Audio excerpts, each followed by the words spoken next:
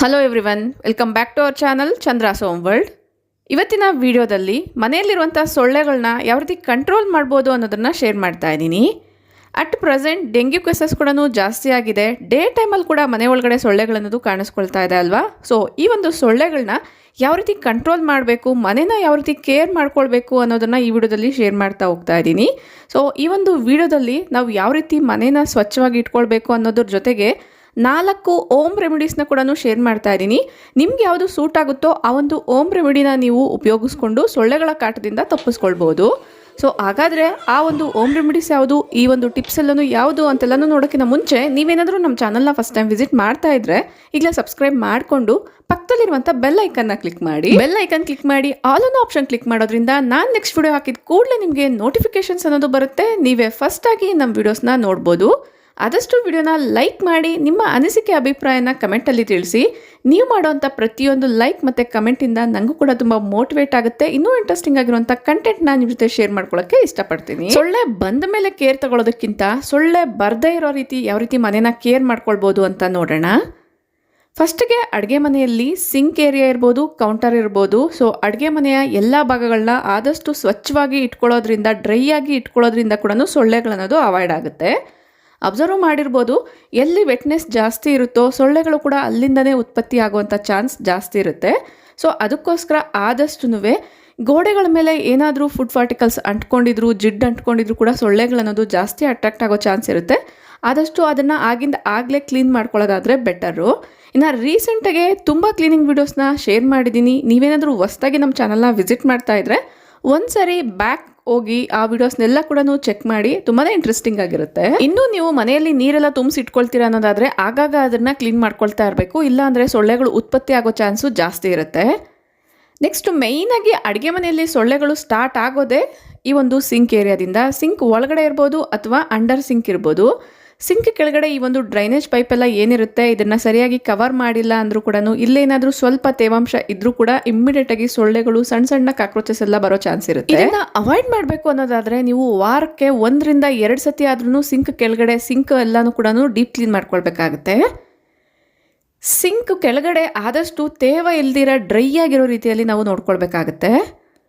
ಒಂದು ವೇಳೆ ನೀವು ಸಿಂಕಲ್ಲೇ ಅಥವಾ ಸಿಂಕ್ ಕೆಳಗಡೆ ನೀವೇನಾದರೂ ಡಸ್ಟ್ಬಿನ್ ಎಲ್ಲ ಇಡೋದಾದರೆ ಅಲ್ಲೂ ಕೂಡ ಕೆಲವೊಂದು ಎಕ್ಸ್ಟ್ರಾ ಕೇರ್ಸ್ ಅನ್ನೋದು ತೊಗೊಳ್ಬೇಕಾಗುತ್ತೆ. ಅದು ಏನು ಅನ್ನೋದು ಕೂಡ ಈ ವಿಡಿಯೋದಲ್ಲೇ ತಿಳಿಸ್ಕೊಡ್ತಾ ಹೋಗ್ತೀನಿ. ಆದಷ್ಟು ವಿಡಿಯೋನ ಎಲ್ಲೂ ಸ್ಕಿಪ್ ಮಾಡ್ದಿರಾ ಕೊನೆವರೆಗೂ ನೋಡ್ತಾ ಹೋಗಿ. ಡಸ್ಟ್ಬಿನ್ಸ್ ಎಲ್ಲ ಏನು ಯೂಸ್ ಮಾಡ್ತೀರಾ ಆದಷ್ಟು ವೆಟ್ ಕಸ ಹಾಕೋದಕ್ಕೋಸ್ಕರ ಈ ರೀತಿ ಕ್ಲೋಸ್ಡ್ ಆಗಿರುವಂಥ ಡಸ್ಟ್ಬಿನ್ಸ್ನ ಯೂಸ್ ಮಾಡಿದ್ರೆ ಬೆಟರು. ಈ ಒಂದು ಡಸ್ಟ್ಬಿನ್ಸ್ನ ಕೂಡ ನೀವು ಆಗಾಗ ನೀಟಾಗಿ ಕ್ಲೀನ್ ಮಾಡಿಕೊಂಡು ಆಮೇಲೆ ಈ ರೀತಿ ಗಾರ್ಬೇಜ್ ಕವರ್ಸ್ನ ಹಾಕ್ಕೊಳ್ಳಿ. ಈ ರೀತಿ ಗಾರ್ಬೇಜ್ ಕವರ್ನ ಹಾಕೋದ್ರಿಂದ ಪ್ರತಿನಿತ್ಯ ಕೂಡ ಡಸ್ಟ್ಬಿನ್ ತೊಳೆಯೋವಂಥ ಅವಶ್ಯಕತೆ ಬರಲ್ಲ. ಗಾರ್ಬೇಜ್ ಕವರ್ ಬದಲಾಗಿ ಫ್ರೂಟ್ಸು, ವೆಜಿಟೇಬಲ್ಸ್ ತಂದಾಗ ಕವರ್ಸ್ ಎಲ್ಲ ಬರುತ್ತೆ ಅಲ್ವಾ, ಆ ಒಂದು ಕವರ್ಸ್ನ ಕೂಡ ನೀವು ಉಪಯೋಗಿಸ್ಕೊಳ್ಬೋದು. ಕಸ ಹಾಕಬೇಕಾದ್ರೆ ಆದಷ್ಟು ಕವರ್ ಒಳಗಡೆ ನೀಟಾಗಿ ಬೀಳೋ ರೀತಿಯಲ್ಲಿ ನೋಡ್ಕೊಳ್ಬೇಕಾಗುತ್ತೆ. ಇನ್ನು ಡ್ರೈ ವೇಸ್ಟಲ್ಲಿ ಮೇಯ್ನಾಗಿ ಹಾಕೋವಂಥದ್ದು ಹಾಲಿನ ಕವರ್ಸು. ಹಾಲಿನ ಪಾಕೆಟ್ಸ್ನ ನಾವು ಹಾಲನ್ನ ನೀಟಾಗಿ ತೆಗೆದು ಹಾಕಿದ್ರೂ ಕೂಡ ಅದರಲ್ಲಿ ಸ್ವಲ್ಪ ಅನ್ನೋದು ಹಾಲಿನ ಕಣಗಳು, ತೇವಾಂಶ ಕೂಡ ಇರೋದ್ರಿಂದ ಬೇಗನೆ ನಿಮಗೆ ಸೊಳ್ಳೆಗಳನ್ನೋದು ಬೆಳ್ಕೊಳ್ಳೋ ಚಾನ್ಸ್ ಇರುತ್ತೆ. ಅಂದರೆ ಇದರ ಸ್ಮೆಲ್ಲೇ ಒಂದು ರೀತಿ ಬೇರೆ ರೀತಿಯಲ್ಲಿರುತ್ತೆ ಅಲ್ವಾ. ಸೊ ಈ ಒಂದು ಹಾಲಿನ ಸ್ಮೆಲ್ನ ಅವಾಯ್ಡ್ ಮಾಡಬೇಕು ಅನ್ನೋದಾದರೆ ಹಾಲನ್ನ ಪಾಕೆಟಿಂದ ನೀವು ಡೈರೆಕ್ಟಾಗಿ ಬೌಲ್ಗೆ ಹಾಕ್ಕೊಂಡಿದ್ದಾದಮೇಲೆ ಇಮ್ಮಿಡಿಯೇಟಾಗಿ ಈ ರೀತಿ ನೀಟಾಗಿ ಒಂದ್ಸರಿ ವಾಶ್ ಮಾಡ್ಕೊಳ್ಳಿ. ಆದಷ್ಟು ಈ ಒಂದು ಕವರ್ಸು ಪೂರ್ತಿ ಒಣಗಿದ್ದಾದ್ಮೇಲೆ ನೀವು ಡ್ರೈ ಅಂದರೆ ಡಸ್ಟ್ಬಿನ್ ಏನಿರುತ್ತೆ ಅದರೊಳಗಡೆ ಹಾಕಿದ್ರೆ ಬೆಟರು. ಇದಕ್ಕೂ ಕೂಡ ಕ್ಲೋಸ್ಡ್ ಆಗಿರುವಂತಹ ಡಸ್ಟ್ಬಿನ್ ಇದೆ ಅನ್ನೋದಾದರೆ ಪರವಾಗಿಲ್ಲ.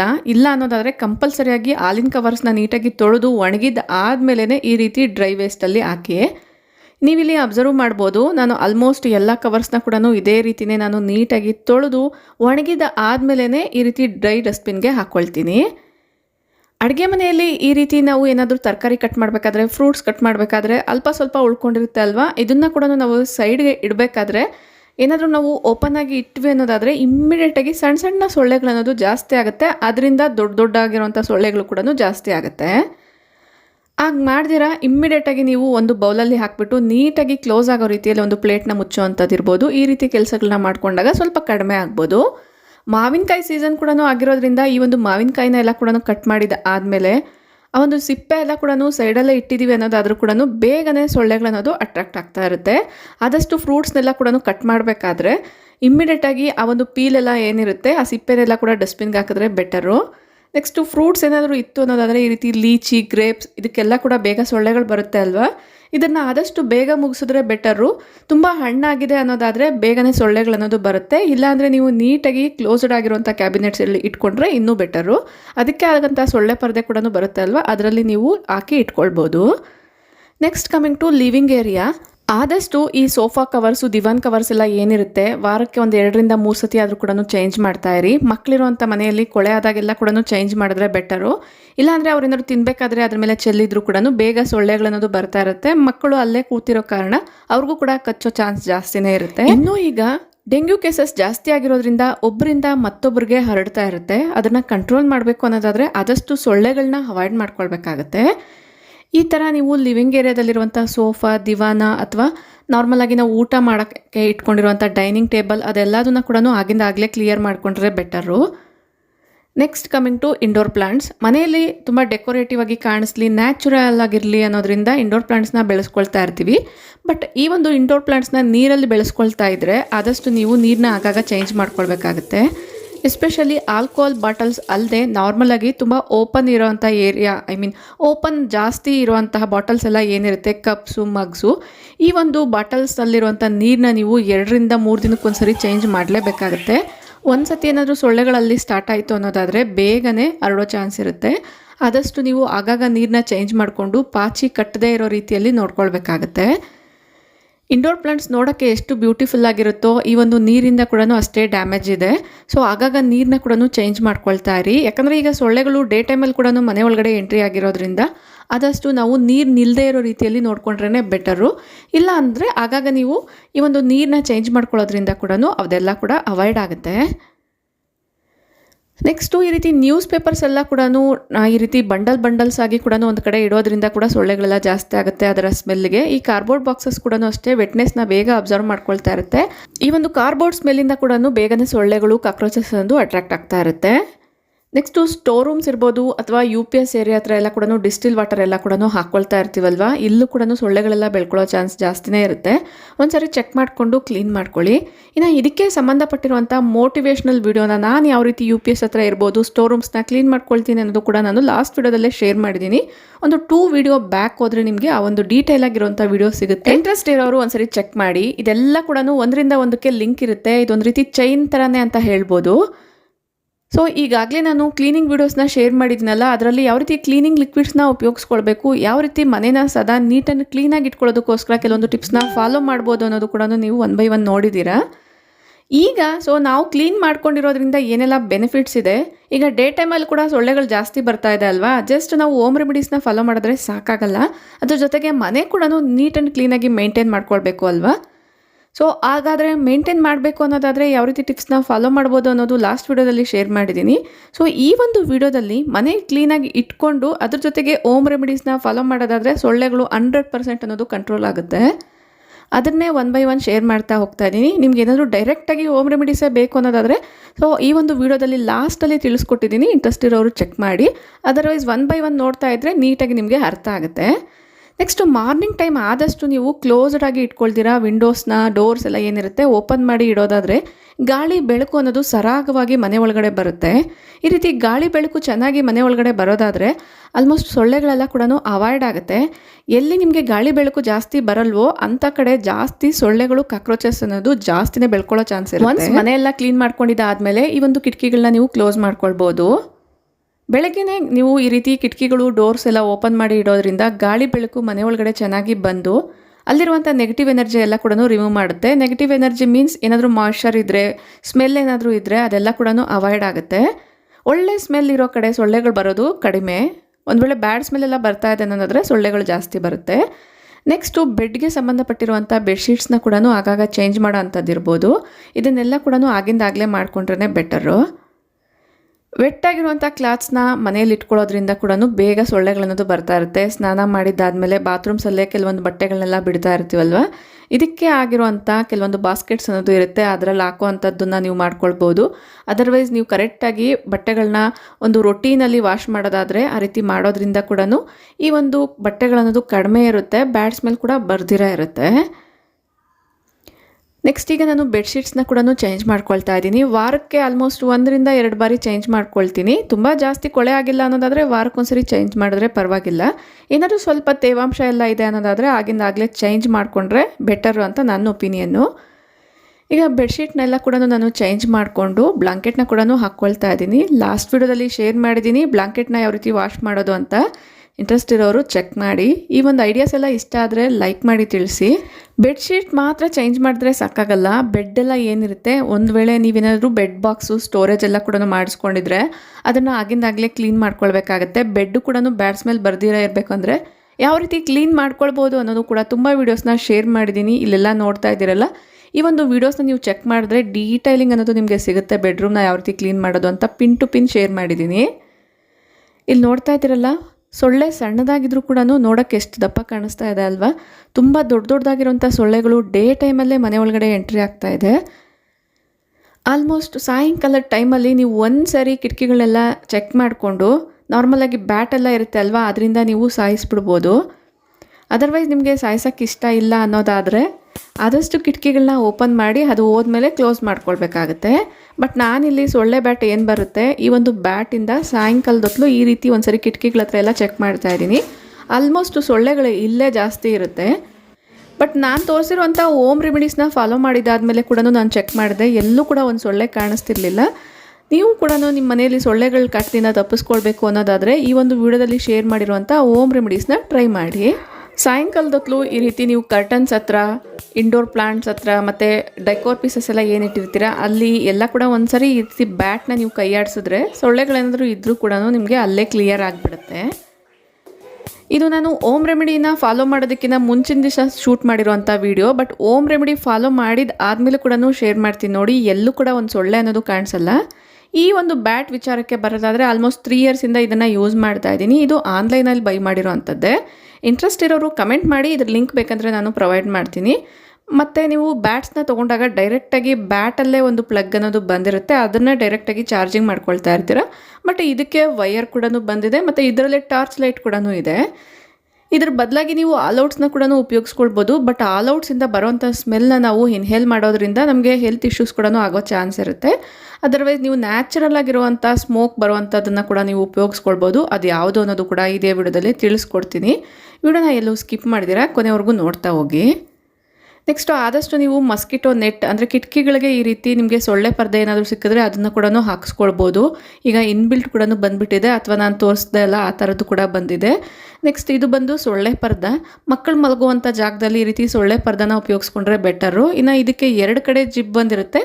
ಒಂದು ಕಡೆ ಈ ರೀತಿಯಾಗಿ ನಾನು ಓಪನ್ ಮಾಡಿ ತೋರಿಸ್ತಾ ಇದ್ದೀನಿ, ಇನ್ನೊಂದು ಕಡೆ ಬೇರೆ ಕಡೆಗೆ ನಾನು ಟರ್ನ್ ಮಾಡಿಬಿಟ್ಟಿದ್ದೀನಿ. ನೀವು ಬೇಕಂದರೆ 2 ಕಡೆ ಓಪನ್ ಮಾಡಿ ಕೂಡ ಇಟ್ಕೊಳ್ಬೋದು. ಹೋಮ್ ರೆಮಿಡೀಸ್ ಬರೋದಾದರೆ ಫಸ್ಟ್ ಹೋಮ್ ರೆಮಿಡಿ ಈಗಾಗಲೇ ಕೆಲವೊಂದು ವೀಡಿಯೋಸಲ್ಲಿ ಕೂಡ ಶೇರ್ ಮಾಡಿದ್ದೀನಿ. ಆದಷ್ಟು ಅಡುಗೆ ಮನೆಯಲ್ಲಿ ನೀವೇನಾದರೂ ನಾನ್ ವೆಜ್ ಮಾಡಿದರೆ ಅಡುಗೆ ಮನೆಯೆಲ್ಲ ಕೂಡ ಕ್ಲೀನ್ ಮಾಡಿದಾದಮೇಲೆ ಈ ರೀತಿಯಾಗಿ ಮಾಡ್ಕೊಳ್ಬೋದು. ಅಥವಾ ನೀವು ನಾರ್ಮಲ್ ಆಗಿರುವಂಥ ಡೇಸಲ್ಲೂ ಕೂಡ ಅಡುಗೆ ಮನೆ ಒನ್ಸ್ ಕ್ಲೀನ್ ಮಾಡಿದಾದಮೇಲೆ ಈ ರೀತಿ ಧೂಪ್ ಎಲ್ಲ ಕೂಡ ಸಿಗುತ್ತೆ ಅಲ್ವಾ, ಧೂಪ್ ಸ್ಟಿಕ್ಸು. ಸೊ ಪೂಜಾ ಶಾಪ್ಸಲ್ಲೆಲ್ಲ ಕೂಡ ಸಿಗುತ್ತೆ. ಈ ಒಂದು ಧೂಪ್ ಸ್ಟಿಕ್ಸ್ನ ಹಚ್ಚಿಬಿಟ್ಟು ಅದ್ರ ಮೇಲೆ ಕರ್ಪೂರನ ಇಡೋದ್ರಿಂದ ಇದರ ಸ್ಮೆಲ್ಗೂ ಕೂಡ ಸಣ್ಣ ಸಣ್ಣ ಹುಳಗಳು, ಸೊಳ್ಳೆಗಳು, ಕಾಕ್ರೋಚಸ್ ಅನ್ನೋದು ಅವಾಯ್ಡ್ ಆಗುತ್ತೆ. ವರ್ಷಗಳಿಂದ ಫಾಲೋ ಮಾಡ್ತಾ ಇದ್ದಂತಹ ಒಂದು ಓಮ್ ರೆಮಿಡಿ ಇದು. ತುಂಬ ಚೆನ್ನಾಗಿ ವರ್ಕ್ ಆಗುತ್ತೆ. ಇಂಟ್ರೆಸ್ಟ್ ಇರೋರು ಒಂದ್ಸರಿ ಚೆಕ್ ಮಾಡಿ ನೋಡಿ. ನಾನ್ ವೆಜ್ ಎಲ್ಲ ಮಾಡಿದಾಗ ಕೂಡ ಒಂದು ರೀತಿ ವಾಸನೆ, ನೀಚ್ ವಾಸನೆ ಅನ್ನೋದು ಬರ್ತಾ ಇರುತ್ತೆ ಅಲ್ವಾ, ಆ ರೀತಿ ಬರಬಾರ್ದು ಅನ್ನೋದಾದರೆ ನೀಟಾಗಿ ಅಡುಗೆ ಮನೆನ ಕ್ಲೀನ್ ಮಾಡಿದಾದ್ಮೇಲೆ ಈ ಥರ ಒಂದ್ಸರಿ ಧೂಪ ಹಾಕಿ ನೋಡಿ. ಅಡುಗೆ ಮನೆ ತುಂಬ ಫ್ರೆಶ್ಶಾಗಿ ಪ್ಲೆಸೆಂಟಾಗಿ ಇರುತ್ತೆ. ಇನ್ನು ಜಿಡ್ಡು, ಸಣ್ಣ ಸಣ್ಣ ಸೊಳ್ಳೆ ಎಲ್ಲ ಬರುತ್ತೆ ಅಲ್ವಾ, ಅದೆಲ್ಲ ಕೂಡ ಅವಾಯ್ಡ್ ಆಗಿಬಿಡುತ್ತೆ. ಈ ಥರ ನೀವು ಅಡುಗೆ ಮನೆಯ ಎಲ್ಲ ಕಡೆ ಕೂಡ ಈ ಒಂದು ಧೂಪನ ಹಾಕ್ಕೊಳ್ಬೋದು. ಇನ್ನು ಸ್ಟವ್ ಹತ್ರ ಏನಾದರೂ ನಿಮಗೆ ಇಟ್ಕೊಳ್ಳೋಕ್ಕೆ ಭಯ ಆಗುತ್ತೆ ಅನ್ನೋದಾದರೆ ಆದಷ್ಟು ನೀವು ಆ ಗ್ಯಾಸ್ ಫ್ಲೇಮೆಲ್ಲ ಏನಿರುತ್ತೆ ಅದನ್ನೆಲ್ಲ ಆಫ್ ಮಾಡಿ, ಗ್ಯಾಸ್ ಬರೋವಂಥ ಪೈಪ್ ಲಿಂಕ್ ಎಲ್ಲ ಇರುತ್ತೆ ಅಲ್ವಾ, ಅದನ್ನು ಕೂಡ ಆಫ್ ಮಾಡಿದ್ರೆ ಬೆಟರು. ಈ ಒಂದು ಕರ್ಪೂರದ ಸ್ಮೆಲ್ಲು ಮೈಲ್ಡಾಗಿ ಬರ್ತಾ ಇರುತ್ತೆ. ನೆಕ್ಸ್ಟ್ ಹೋಮ್ ರೆಮಿಡಿ ಬಂದು ನಾನಿಲ್ಲಿ ಸ್ವಲ್ಪ ಈ ಲವಂಗನ ತೊಗೊಂಡಿದ್ದೀನಿ. ಈ ಲವಂಗದ ಜೊತೆಗೆ ಇದನ್ನು ಹಚ್ಚೋದಕ್ಕೋಸ್ಕರ ಒಂದು ಕರ್ಪೂರನ ಪೌಡರ್ ಮಾಡಿ ಹಾಕ್ಕೊಳ್ತಾ ಇದ್ದೀನಿ. ಕರ್ಪೂರನ ಯೂಸ್ ಮಾಡೋದ್ರಿಂದ ಒಳ್ಳೆ ಬೆನಿಫಿಟ್ಸೇ ಇದೆ, ನಿಮ್ಗೆ ಈಗಾಗಲೇ ಗೊತ್ತೇ ಇದೆ. ಅಂದರೆ ಡೈಲಿ ಯೂಸ್ ಮಾಡಿದ್ರೆ ನಿಮಗೆ ಹೆಲ್ತ್ ಇಶ್ಯೂಸ್ ಆಗುತ್ತೆ. ಇನ್ನು ಕರ್ಪೂರನ ಹಚ್ಚಿರೋದ್ರಿಂದ ಬೇಗನೆ ಫ್ಲೇಮ್ ಅನ್ನೋದು ಅಂಟ್ಕೊಳ್ಳುತ್ತೆ. ಲವಂಗನ ಈ ರೀತಿ ನಾವು ಬೆಂಕಿಯಲ್ಲಿ ಸುಡೋದ್ರಿಂದ ಒಂದು ಆಯಿಲ್ ಅನ್ನೋದು ರಿಲೀಸ್ ಆಗುತ್ತೆ. ಆ ಆಯಿಲಿಂದನೇ ಒಳ್ಳೆ ಸ್ಮೆಲ್ ಬರುತ್ತೆ. ಆ ಸ್ಮೆಲ್ಲಿಂದ ಕೂಡ ಸಣ್ಣ ಸಣ್ಣ ಹುಳಗಳು ಮತ್ತು ಸೊಳ್ಳೆಗಳು ಅವಾಯ್ಡ್ ಆಗೋ ಚಾನ್ಸ್ ಇರುತ್ತೆ. ನಿಮಗೆ ಯಾವುದು ಇಂಟ್ರೆಸ್ಟಿಂಗ್ ಆಗಿರುತ್ತೋ, ಆಮೇಲೆ ನಿಮ್ಮ ಹತ್ರ ಯಾವುದು ಅವೈಲಬಲ್ ಇರುತ್ತೋ ಆ ಒಂದು ಹೋಮ್ ರೆಮಿಡಿನ ನೀವು ಫಾಲೋ ಮಾಡ್ಬೋದು. ನೆಕ್ಸ್ಟ್, ಮಕ್ಕಳ ಮನೆ ಹೊರಗಡೆ ಆಟಾಡೋಕ್ಕೆಲ್ಲ ಹೋದಾಗ ಈ ರೀತಿ ನಾವು ಒಂದು ಲಿಕ್ವಿಡ್ನ ಮಕ್ಕಳ ಫ್ಯಾಬ್ರಿಕ್ಗೆಲ್ಲ ಕೂಡ ಹಚ್ಚಿ ಕಳಿಸ್ತಾ ಇರ್ತೀವಿ, ಬಟ್ಟೆಗೆಲ್ಲ ಕೂಡ ಅಲ್ವಾ. ಅದು ಕೆಮಿಕಲ್ ಬೇಸ್ಡ್ ಆಗಿರೋದ್ರಿಂದ ಆದಷ್ಟು ನ್ಯಾಚುರಲ್ ಆಗಿರುವಂಥ ಆಯಿಲ್ಸ್ನ ಯೂಸ್ ಮಾಡಿ. ಇದು ಬಂದು essential oil, tea tree oil ಮತ್ತು ಲೆಮನ್ ಗ್ರಾಸ್ ಆಯಿಲು. ಸೊ ಈ ಒಂದು ಆಯಿಲ್ನ ನಾವು ಕೈಗೆ ಒಂದು 2 ಡ್ರಾಪ್ ಹಚ್ಕೊಂಡು ನೀಟಾಗಿ ರಬ್ ಮಾಡಿಬಿಟ್ಟು ಮುಖಕ್ಕಿರ್ಬೋದು, ಕೈಗೆ, ಕಾಲಿಗೆ ಎಲ್ಲ ಕೂಡ ಹಚ್ಚಿ ಕಳಿಸ್ಬೋದು. ಬಟ್ ಇದರ ಫ್ರೇಗ್ರೆನ್ಸ್ ಅನ್ನೋದು 1 ರಿಂದ 2 ಅವರ್ ಮಾತ್ರನೇ ಇರುತ್ತೆ. ಒಂದು 2 ಅವರ್ ಆದ್ರ ಮೇಲೆ ಇದರ ಸ್ಮೆಲ್ ಅನ್ನೋದು ಇರಲ್ಲ. ಆಮೇಲೆ ಬೇಕಂದರೆ ನೀವು ಸೇಮ್ ಪ್ರೋಸೆಸ್ನ ರಿಪೀಟ್ ಮಾಡ್ಕೊಳ್ಬೋದು. ಬಟ್ ನಾನು ಆಗಲೇ ತೋರಿಸಿರೋಂಥ ಕೆಮಿಕಲ್ ಬೇಸ್ಡ್ ರೋಲ್ ಆನ್ ಏನಿದೆ, ಸೊ ಅದನ್ನು ಹಚ್ಚೋದ್ರಿಂದ ಆಲ್ಮೋಸ್ಟ್ ಒಂದು 4-5 ಅವರ್ಸ್ವರೆಗೂ ಅದೇ ಸ್ಮೆಲ್ ಅನ್ನೋದು ಇರುತ್ತೆ. ನ್ಯಾಚುರಲ್ ಆಗಿ ಸಿಗುವಂಥ ಈ ರೀತಿ ಆಯಿಲ್ಸ್ನ ಉಪಯೋಗಿಸ್ಕೊಳ್ಳೋದ್ರಿಂದ ಕೆಮ್ಮು ಮತ್ತು ಕೋಲ್ಡ್ ಕಾಫ್ ಎಲ್ಲ ಏನಿರುತ್ತೆ ಅದೆಲ್ಲ ಕೂಡ ಕಡಿಮೆ ಕೂಡ ಆಗುತ್ತೆ.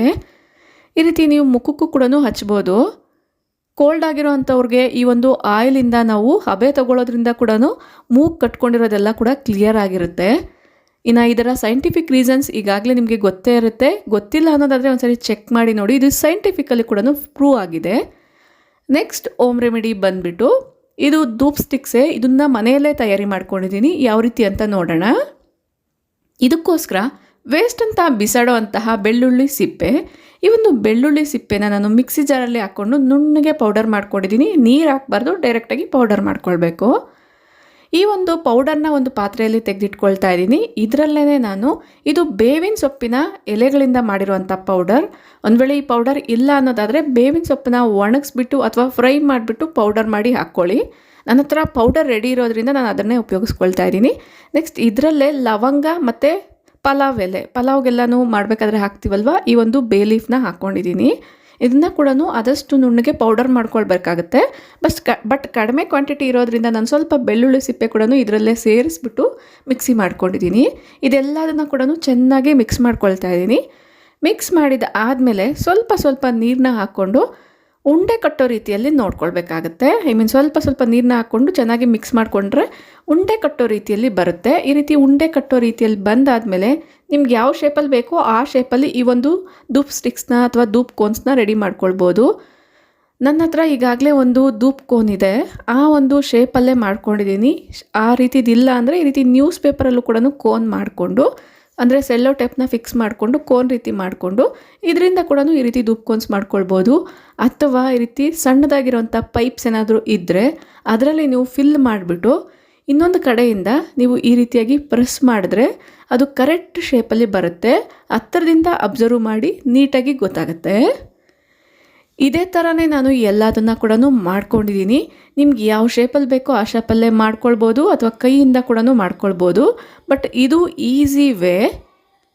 ಮಾರ್ಕೆಟಲ್ಲೂ ಕೂಡ ನಿಮಗೆ ಧೂಪ್ ಕೋನ್ ಮಾಡೋ ಅಂಥದ್ದು ತುಂಬ ಅವೈಲಬಲ್ ಇದೆ ಟೂಲ್ಸು. ಬಟ್ ನಾನಿಲ್ಲಿ ಮನೆಯಲ್ಲಿರುವಂಥದ್ದನ್ನೇ ಉಪಯೋಗಿಸ್ಕೊಂಡು ತೋರಿಸ್ತಾ ಇದ್ದೀನಿ. ಈ ಧೂಪ್ ಸ್ಟಿಕ್ಸ್ನ ಒಂದು 2 ರಿಂದ 3 ದಿನ ಚೆನ್ನಾಗಿ ಬಿಸಿಲಲ್ಲಿ ಒಣಗಿಸ್ಕೊಂಡು ಒಂದು ಡಬ್ಬದಲ್ಲಿ ಶೇಖರಣೆ ಮಾಡಿ ಇಟ್ಕೊಂಡ್ರೆ ನೀವು ಸಾಯಂಕಾಲದ ಟೈಮು ನಾರ್ಮಲಾಗಿ ಆಲ್ ಔಟ್ ಎಲ್ಲ ಆಗ್ತಿರಲ್ಲ, ಅದ್ರ ಬದಲಾಗಿ ಈ ಒಂದು ಧೂಪ್ ಸ್ಟಿಕ್ನೇ ಹಚ್ಕೊಳ್ಬೋದು. ಐ ಹೋಪ್ ಈ ವಿಡಿಯೋ ಡೆಫಿನೆಟ್ಲಿ ನಿಮಗೆ ಯೂಸ್ಫುಲ್ ಆಗಿದೆ ಅಂತ ಅಂದ್ಕೊಳ್ತೀನಿ. ಈ ಒಂದು ಧೂಪ್ ಸ್ಟಿಕ್ಸ್ನ ಕೂಡ ಹಚ್ಚಿ ತೋರಿಸ್ಬೇಕಾಗಿತ್ತು, ಬಟ್ ಈ ಒಂದು ವಿಡಿಯೋನ ನಾನು ಬೇರೆ ಪ್ಲೇಸಿಂದ ಎಡಿಟ್ ಮಾಡಿ ಶೇರ್ ಮಾಡ್ತಾ ಇದ್ದೀನಿ. ಅದಕ್ಕೋಸ್ಕರ ನಾನು ಈ ಒಂದು ವಿಡಿಯೋನ ಡೈರೆಕ್ಟ್ ಆಗಿ ನಿಮ್ಮ ಜೊತೆ ಶೇರ್ ಮಾಡಿಬಿಡ್ತಾ ಇದ್ದೀನಿ.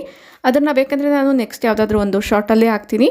ವಿಡಿಯೋ ಯೂಸ್ಫುಲ್ ಆಯಿತು, ಇಂಟ್ರೆಸ್ಟಿಂಗ್ ಆಗಿತ್ತು ಅನ್ಸಿದ್ರೆ ಈಗಲೇ ಒಂದು ಲೈಕ್ ಮಾಡಿ, ನಿಮ್ಮ ಫ್ರೆಂಡ್ಸ್ ಫ್ಯಾಮಿಲಿ ಜೊತೆಗೂ ಶೇರ್ ಮಾಡಿ. ನಿಮ್ಮ ಅನಿಸಿಕೆ ಅಭಿಪ್ರಾಯ ನನಗೆ ಕಮೆಂಟಲ್ಲಿ ತಿಳಿಸಿ. Thank you for watching.